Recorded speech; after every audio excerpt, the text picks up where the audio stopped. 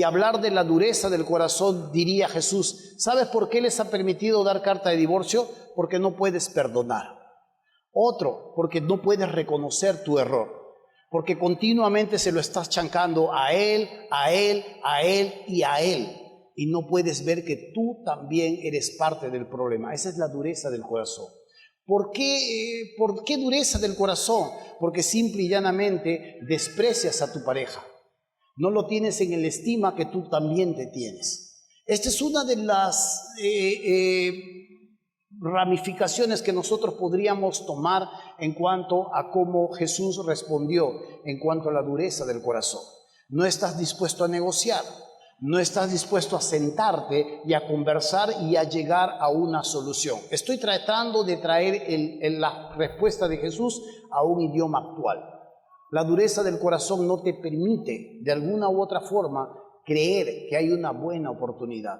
La dureza del corazón no te permite de alguna u otra manera saber que hay un mañana con mejor esperanza. La dureza de tu corazón no te permite evaluar que este divorcio, que esta separación va a afectar a tus hijos. Quieres saciar tu sed de justicia, quieres saciar tu sed de venganza y no te importa cómo terminará todo esto. Esa es dureza de corazón.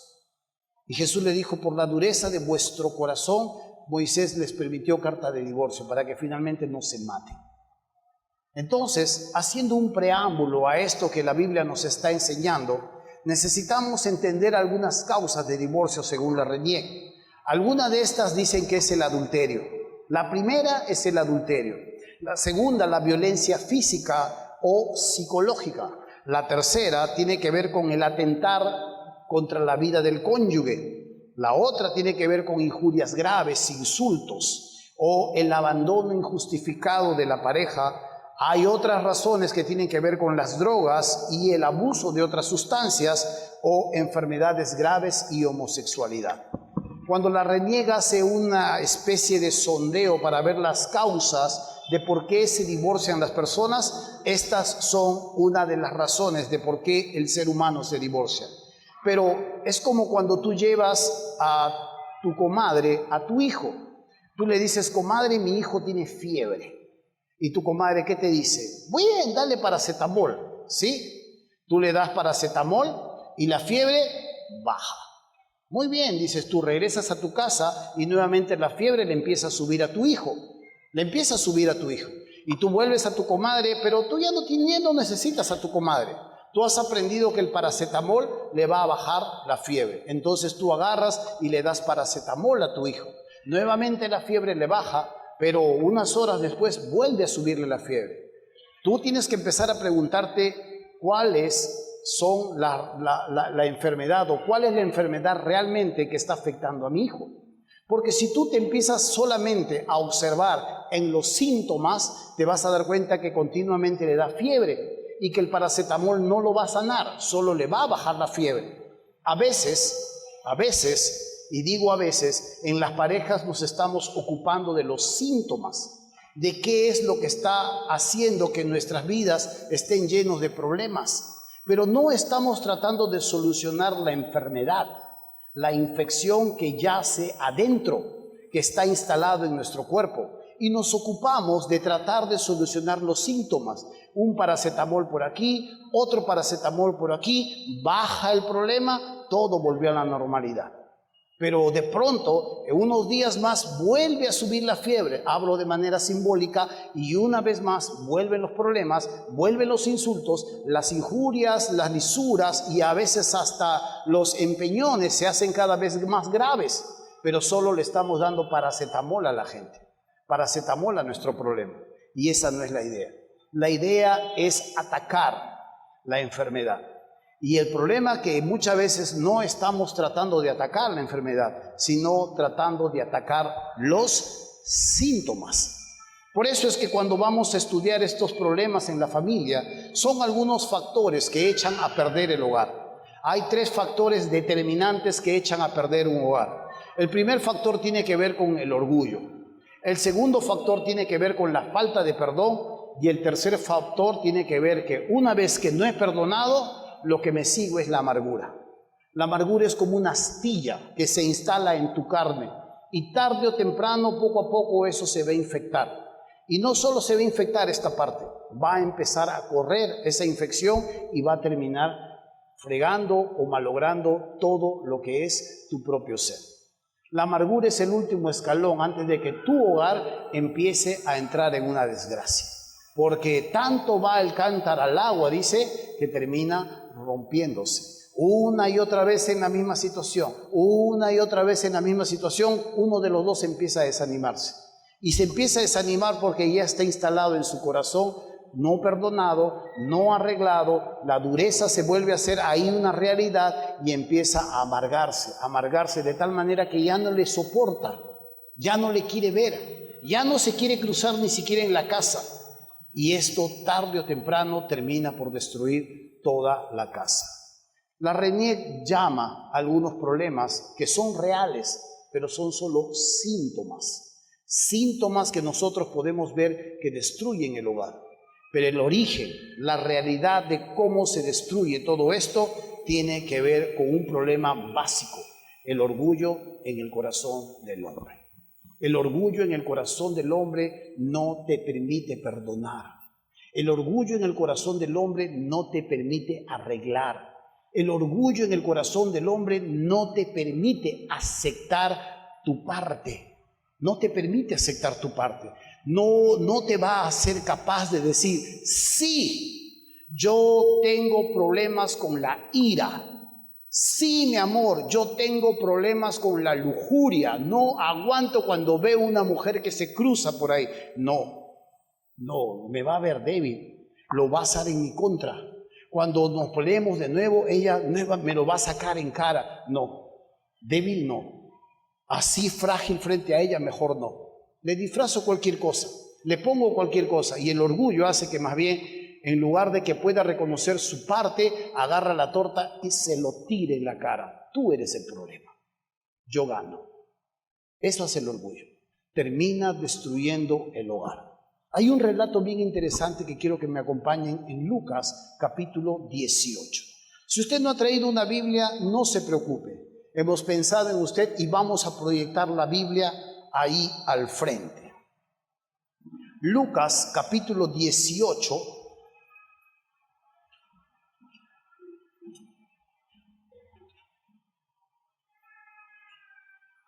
Y vamos a ver una parábola que contó Jesús y trata básicamente con el corazón orgulloso de las personas.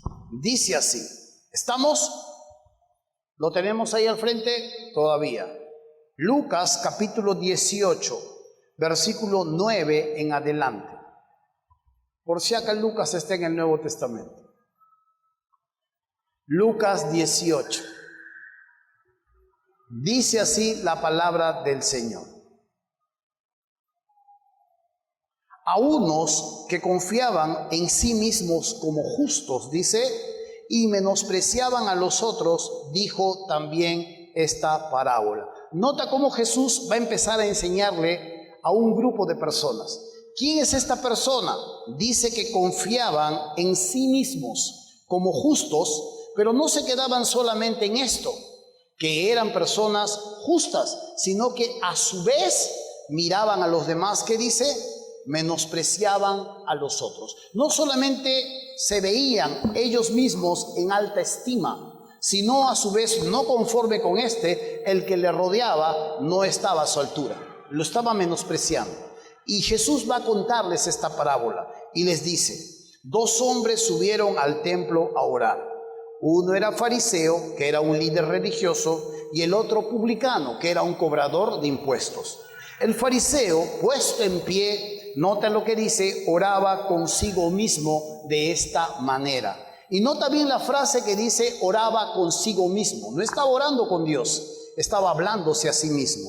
Y le decía: Dios, te doy gracias porque no soy como los otros hombres. Nota él cómo menosprecia a los demás. ¿Cómo llama a los otros hombres? Ladrones, injustos, adúlteros, ni aún como este publicano, ese cobrador de impuestos que también ha habido a orar con él. Ayuno, empieza a jactarse de todo lo que él hace. Ayuno 2 veces a la semana, doy diezmos de todo lo que gano.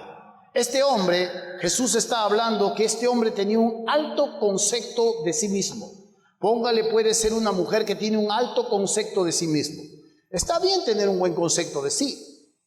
El tener un bajo concepto de sí mismo ya no está bien. Eso es una autoestima deficiente. Eso es un sentido de inferioridad. Pero un concepto adecuado tiene que ser adecuado. Cuando uno tiene un alto concepto de sí mismo, empieza a mirar a los demás como inferiores. Y al mirarlo como a inferiores que no están a la altura de su intelecto, a la altura de su justicia, a la altura de sus acciones, lo empieza a menospreciar. Puede Dios haberte dotado de buena agilidad mental, puede haberte dotado Dios de buena creatividad, puede haberte dotado Dios de muy buena habilidad para los números, pero esto no significa que tienes que mirar a la otra persona que está a tu costado, esto es, tu esposo o tu esposa, como alguien inferior, sino como alguien diferente a ti. Pero Jesús está hablando justamente a estas personas. ¿Cuáles son las características de estas personas? Que están sobrevaloradas en sí mismos, tanto así que deciden contarle a Dios como si Dios no supiera lo que ellos son. Deciden contarle a Dios, pero Jesús dice, están hablando solos, están hablando consigo mismo. Y le dice, Dios, yo no soy como estos ladrones, yo no soy como estos injustos, yo no soy como estos adúlteros, yo no soy, ni aún como este cobrador de impuestos que está acá atrás mío, le dice a Dios. Al contrario, empieza a jactarse de lo que él hace y de lo que él logra. Ayuno 2 veces a la semana, dice, y doy diezmos de todo lo que gano. Le saca delante de Dios todos sus logros, le saca delante de Dios todas sus capacidades, y lo que hace darse cuenta en cuanto a este relato es que simple y llanamente está con un corazón orgulloso, sobrevalorado en cuanto a su propia valía. Y esto sale por su boca o sale en sus actitudes cuando menosprecia a la otra persona. Un orgulloso nunca va a decir soy orgulloso. Para empezar, ni siquiera sabe que es orgulloso. Pero el problema del orgullo es mundial, no es de algunas personas. El problema del orgullo es mundial. El problema del orgullo no es de una persona que estoy viendo por acá o otra persona que estoy viendo por acá. Todos de alguna manera tenemos en grandes medidas o en pequeñas medidas instalado el orgullo, porque esto es parte de una naturaleza que hemos heredado y que ahora lo vamos a ver. El otro, cuando vemos en el relato, dice versículo 13, mas el publicano, dice, estando lejos, no quería ni aún levantar los ojos del cielo, sino que se golpeaba el pecho diciendo, Dios, sé propicio a mí, pecador. ¿Desde cuándo nosotros podemos ver o rastrear el orgullo? ¿A quién le pertenece el orgullo? ¿El orgullo proviene de Dios? ¿El orgullo nace en el corazón de Dios? ¿Dios lo ha creado porque Dios es el creador de todo? ¿De qué hablamos? Hay otro texto que quiero que me acompañen en Isaías capítulo 14, versículo 12 hasta el 15. Isaías capítulo 14 del 12 al 15. Acá Dios en el Antiguo Testamento va a hablar al padre del orgullo. Y quiero que lo sepa para que el orgullo no sea para usted algo como un premio o como una joya. Cuando uno es orgulloso, simple y llanamente muestra el origen de donde nace esta actitud en nuestro corazón. Dice así en el versículo 12. ¿Cómo caíste del cielo? Le dice Dios. Oh lucero, hijo de la mañana. Cortado fuiste por tierra, tú que debilitabas a las naciones. Cuando usted mira acá, Dios está hablando a un personaje que se llama Lucero. Cuando hablamos de Lucero, estamos hablando nada más y nada menos que de Satanás. Lucero era el nombre del diablo o Satanás. Lucero era su nombre frente a los ojos de Dios. Cuando el diablo cae en desgracia, su nombre se le cambia. Ya no se llama Lucero, hijo de la mañana, sino se le llama Satanás, que significa el que se opone, el que se opone, el que se opone a Dios. Y acá Dios le habla, lo recuerda. Este es como una estrofa donde Dios siente nostalgia por esta criatura que Él ha creado y que recuerda cómo era en un principio y cómo ahora es. Y le dice en el versículo 12, cómo caíste del cielo. Nota dónde estaba y a dónde cayó.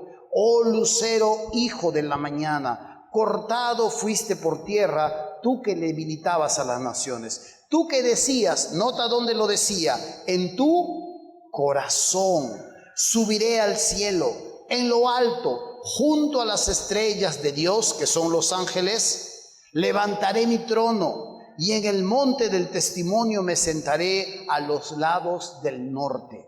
¿Qué quiere significar esta frase?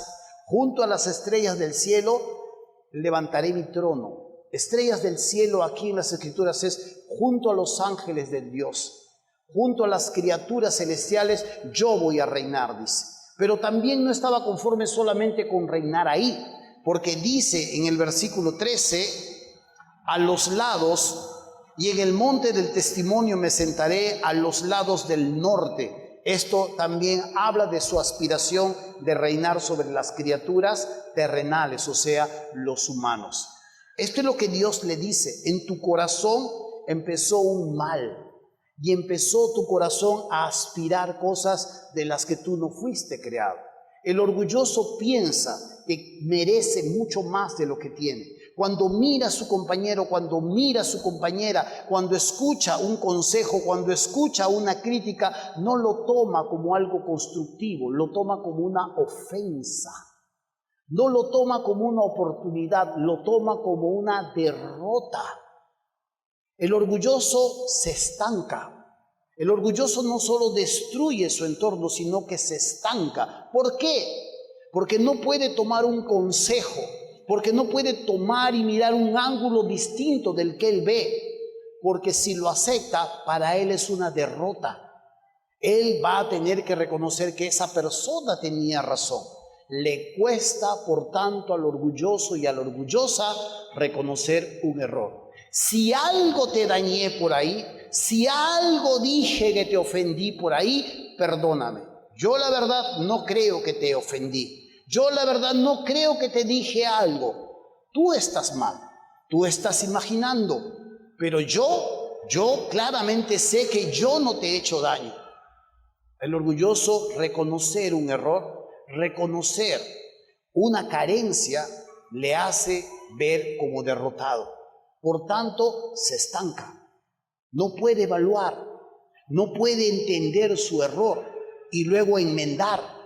No puede entender que acaba de fallar. Ajá, fallé por aquí. Yo creo que por ahí no vuelvo a caminar. Gracias por tu consejo, o gracias por tu crítica, o gracias por lo que me acabas de decir. Voy a seguir avanzando. Crece.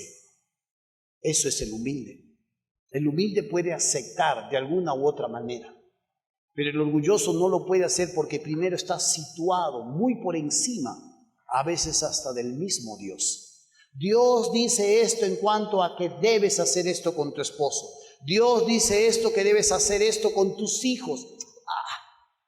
Eso dice Dios. Y aunque no lo dice con su boca, el consejo que le pueden dar, dice, está bien, pero yo sé lo que hago.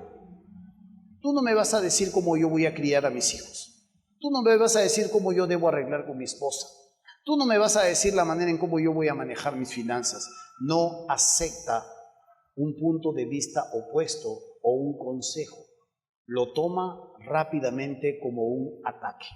Normalmente el orgulloso es débil, porque trata de protegerse. Se trata de proteger. Y esta es una de las razones por las que muchas veces esto finalmente le trae situaciones difíciles para su propia vida. Viendo esto, nos damos cuenta de otro versículo más en Ezequiel. Vamos a Ezequiel un momento. Ezequiel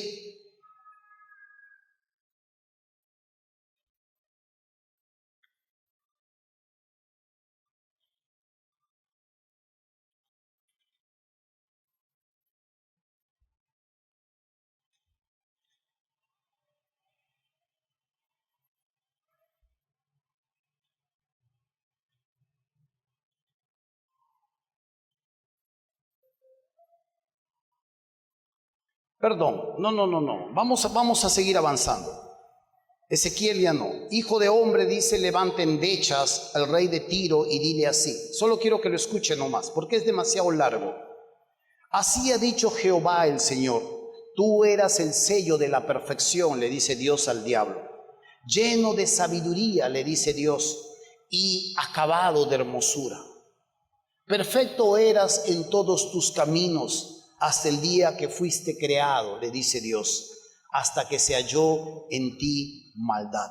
A causa de la multitud de tus contrataciones fuiste lleno de iniquidad y pecaste, por lo que yo te eché del monte de Dios y te arrojé de entre las piedras de fuego. Oh querubín protector, se enalteció tu corazón, dice, a causa de tu hermosura. Se enalteció tu corazón a causa de tu hermosura. Corrompiste, dice, tu sabiduría a causa de tu esplendor. La belleza, el conocimiento, el brillo, la gloria que tenía Lucero, lo terminó nublando y lo hizo pensar que él podía aspirar a ser superior a Dios y gobernar sobre Dios y gobernar sobre las criaturas que Dios había creado. Esto corrompió su corazón y esto definitivamente puso de espaldas a Dios frente a tales aspiraciones. Hermanos míos, esto no pertenece al reino de la luz. Cuando nosotros vemos el reino de la luz, es completamente distinto. La Biblia nos habla que el reino de la luz es completamente distinto. Y cuando uno mira en Filipenses capítulo 2, eso sí quiero que abra, Filipenses capítulo 2,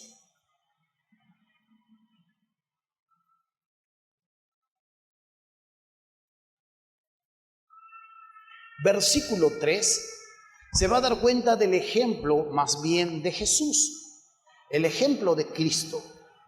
Dice Filipenses capítulo 2, versículo 3, dice así. ¿Llegamos? Está ahí, excelente. Nada hagáis por contienda o por vanagloria. Note esta frase. Antes bien dice con humildad, estimando a cada uno de los demás o estimando a cada uno a los demás como superiores a sí mismo. Quiero que vuelva a mirar esa frase. Quiero que vuelva a mirar esa frase con detenimiento. Le dice, nada hagáis por contienda o por vanagloria. O sea, no hagas algo por pelea o para enaltecerte. Sino, dice, al contrario, con humildad. Y mira la cuestión de cómo uno debe actuar con humildad. Estimando, dice, a cada uno, a los demás, como superiores a él mismo. Esto es completamente distinto al reino de las tinieblas.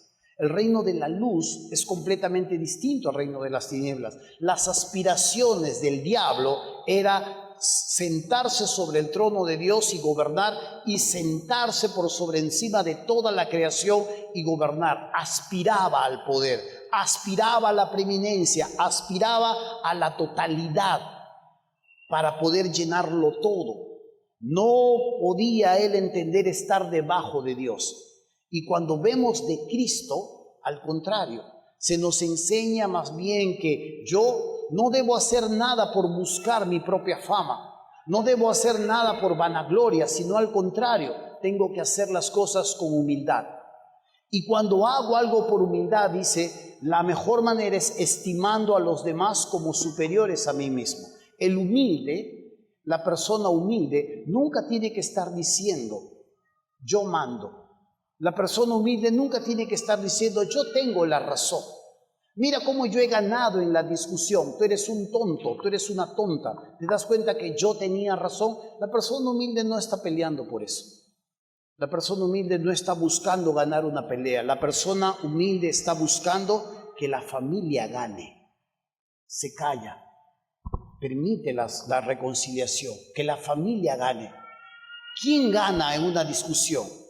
¿El esposo o la esposa? No, al contrario, puede haber tenido la razón y puede haber hecho trapeador con la otra persona, pero pierde al final toda la familia, porque no solo él y ella pierden, sino también los hijos.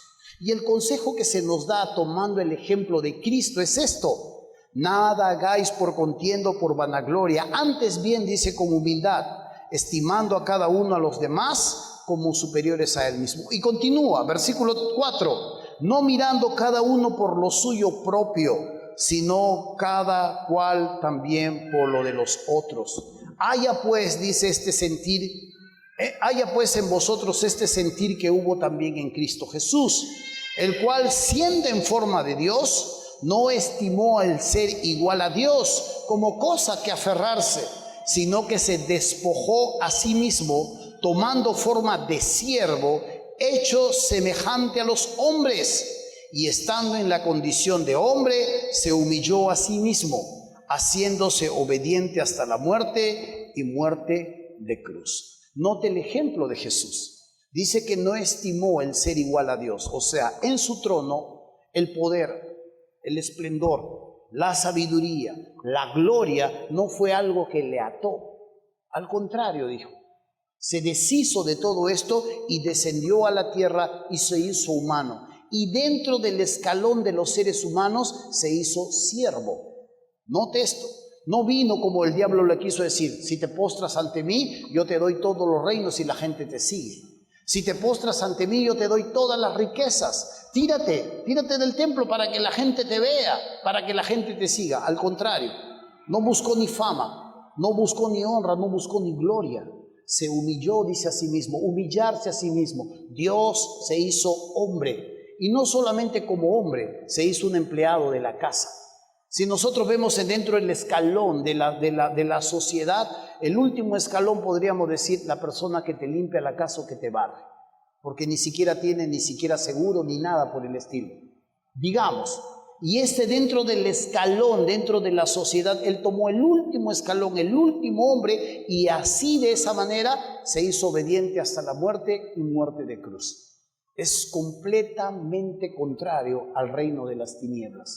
El reino de la luz no busca preeminencia. El reino de la luz nunca está buscando constantemente ganar una pelea. El reino de la luz no está menospreciando a los demás. El reino de la luz no está haciéndose loco cuando tiene que reconocer un problema. El reino de la luz no puede estar diciendo: yo no tengo problemas, no tengo nada que contarte, yo no necesito un consejo, la vida está bien conmigo. Mentira. Todos sufrimos, todos tenemos percance, todos nos entristecemos. Yo me canso, yo me entristezco, yo insulto, yo hago cosas que tengo que reconocer a mi mujer y decirle perdón. Yo tengo que ir y decirle a mi hijo: perdóname, me ganó la ira. El reino de la luz tiene que ser honesto, transparente, humilde.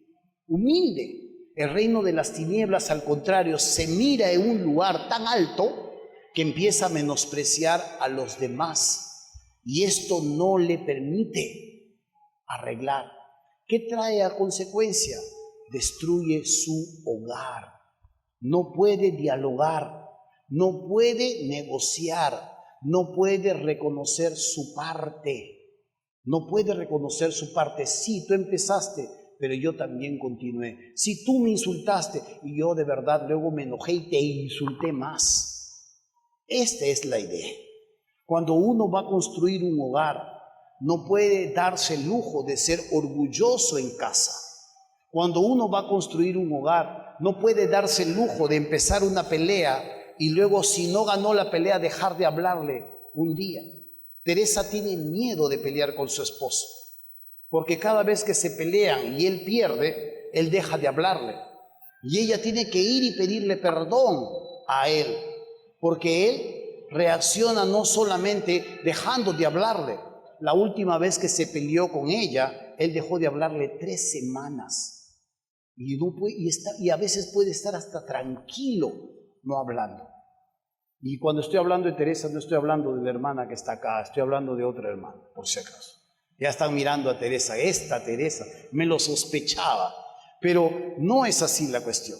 Hermanos míos, amigos míos, si usted quiere edificar un hogar, uno de los primeros factores que tiene que ver y vigilar y ser intencional en casa es vigilar el orgullo.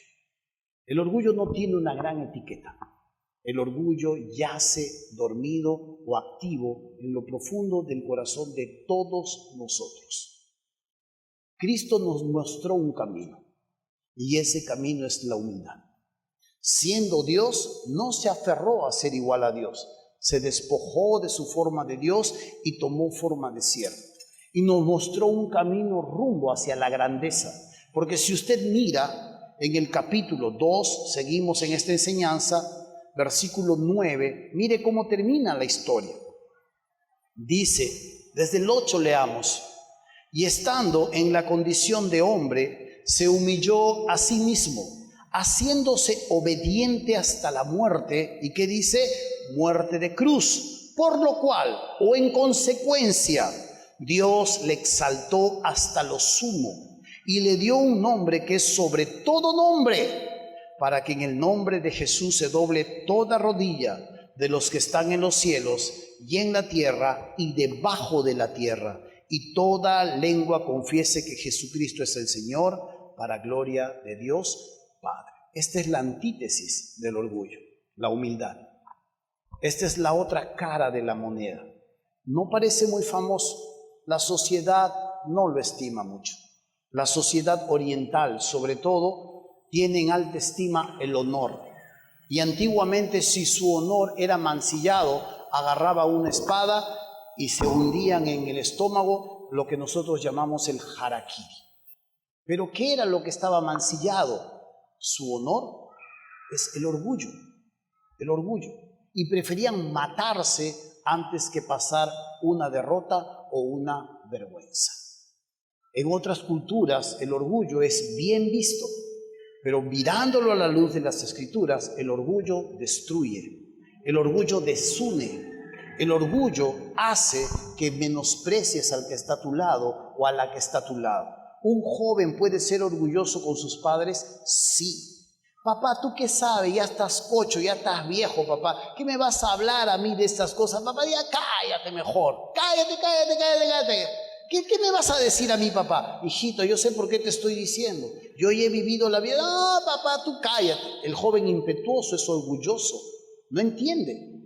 Y menosprecia sin tener ni la experiencia ni la sabiduría para la vida. El joven también puede ser orgulloso. El padre puede ser orgulloso, sí. Ay, hijo, ¿tú qué vas? No sirve ni para trapear, arreglar tu cuarto y me vas a hablar de que quieres ser profesional. Ya, cállate la boca, hijo. Empieza con otra cosa. El padre empieza a menospreciar las iniciativas de su hijo. Empieza a menospreciar los sueños de su hijo. Y eso es orgullo. El orgullo no solo está metido en la pelea de marido y mujer. El orgullo permea, abarca todas nuestras relaciones si es que no nos damos cuenta. Y muchas veces esto se lo traspasamos a las próximas generaciones que vienen entre nosotros, nuestros hijos. Así que cuando usted tenga un problema, cuando usted tenga que reconocer una falta, cuando usted tenga que afrontar una situación, reconozca su parte.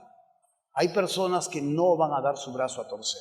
Y si usted cree que esa persona se comporta como un niño o como una niña, usted enséñele lo que es la humildad. Si aún probablemente usted no tiene ese poder para poder avanzar de esa manera, necesita a Jesús. Jesús nos ha enseñado este camino de la humildad.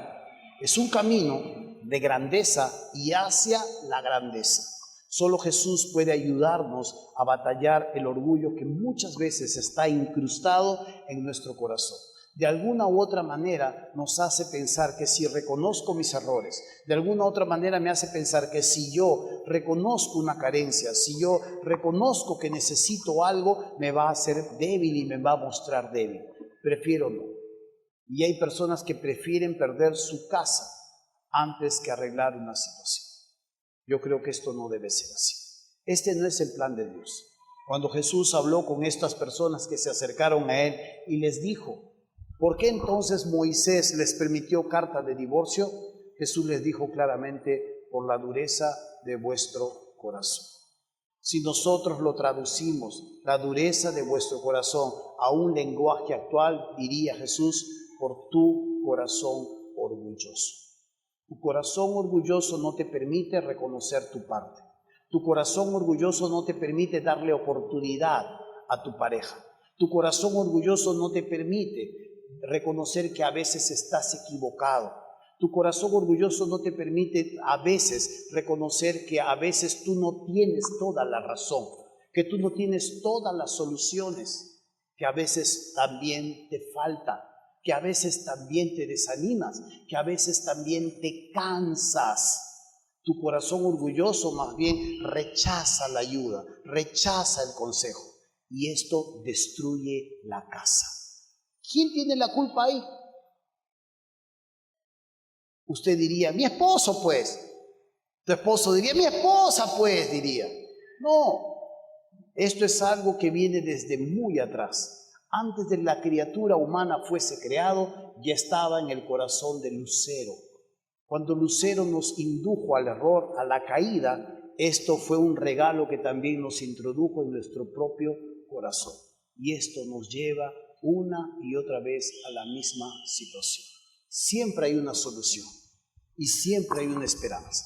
La esperanza se encuentra en Jesucristo. Por eso es que no pretendemos de alguna u otra manera ser un psicólogo o un psicoanalista o un psiquiatra. Ellos te pueden decir muchas cosas en cuanto a esta carencia, pero lo que nosotros a la luz de las Escrituras podemos llamarle, esto Dios aborrece. Dios le da la espalda al corazón orgulloso. Y solo la única manera en que Dios acepte a un corazón orgulloso es que entienda claramente que necesita a Jesús, que necesita a Cristo. Tengo un padre que ya partió a la presencia de Dios. Por años hablamos con él.